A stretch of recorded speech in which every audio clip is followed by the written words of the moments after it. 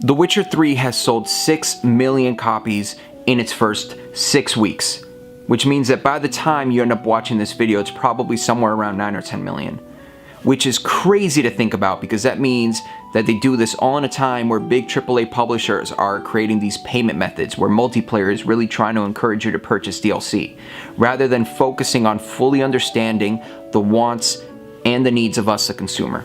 The Witcher 3 does sell expansions, I know, but those expansions come out months after the release of the game, and they are said to bring what's probably a long and robust experience that respects the consumer's wallet and, most importantly, their time. And this has really been a vision of the studio since the very beginning, and a few key members of the CD Projekt Red team sat with Gamasutra in 2012, and one of them said, when we had that publishing deal, we went to the publisher and said, so we have this idea where we make all this stuff, all this new content, and you don't pay anything for it. We give it away for free. How about that? The publisher went all big-eyed and said, whoa, let's charge $10, 10 euro. But we believed that we would sell more units if we put it out for free. And when we put it out for free, we saw a boost in the sales with the Enhanced Edition because it just created goodwill and it refreshes the product.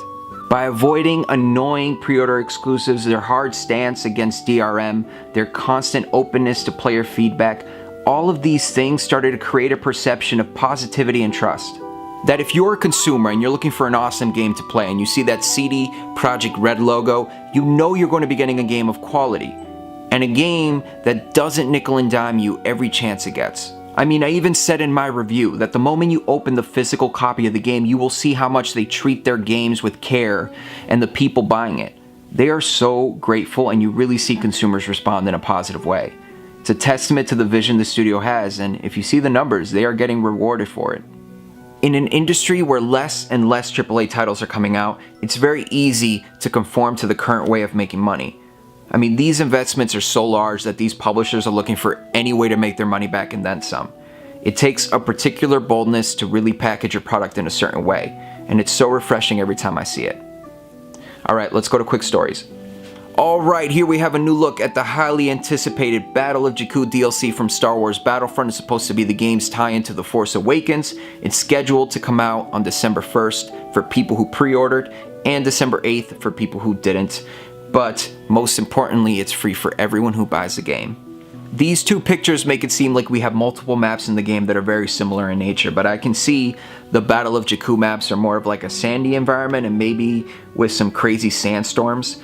I wonder if that debris crashing down will actually be something we have to avoid during gameplay, but overall, these two pictures look awesome. This map in particular looks extremely chaotic.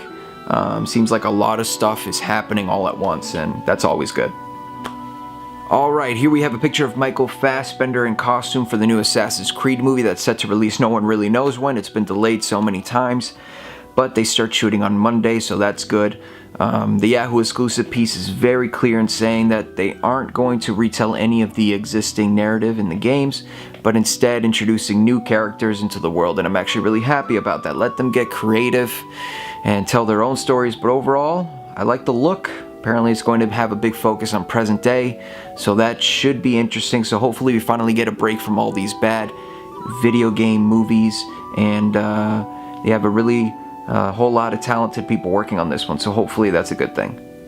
Alright, so at the end of each one of these Let's Talk videos, I'm going to be responding to your questions and your comments. So if you want to be featured in a future episode, make sure you comment below or hit me up on Twitter at SkyLennox, and this will be the same for every video moving forward. Alright, that's it. I'll see you guys later.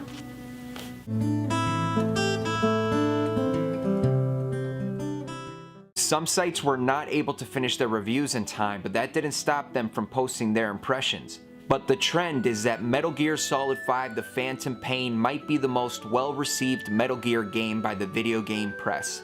As of right now, it is sitting at a score of 95 on Metacritic.